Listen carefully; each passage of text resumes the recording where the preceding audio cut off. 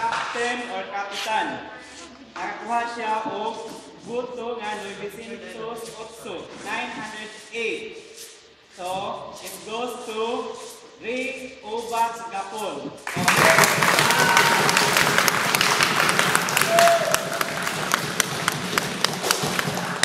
Okay, sa mga winning candidates for Kagawad. Ang naguna, nakuha siya 1,413 votes. Goes to Joel Heraldizo Labandero.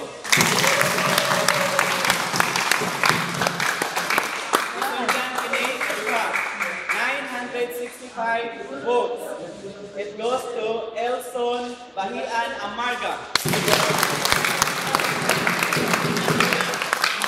Ikatulo, 934 votes. Okay, it goes to TD Juanan Mahente.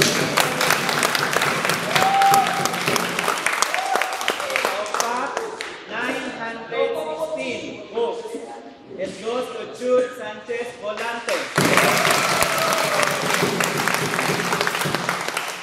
Then ikalima, 816. It goes to Fernando Abad Auditor.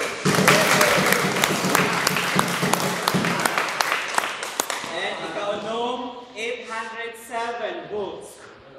Okay, it goes to Narvi Martalia Yusuf.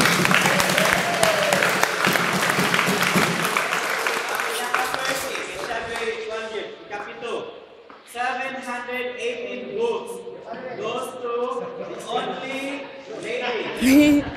Okay, so Imam Vivian Imansi.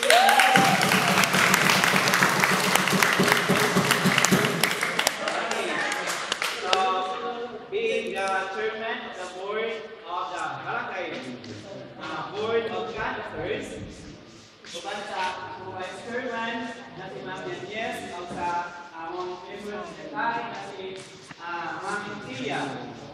Okay, so kami may gusto sa inyo ha. Congratulations!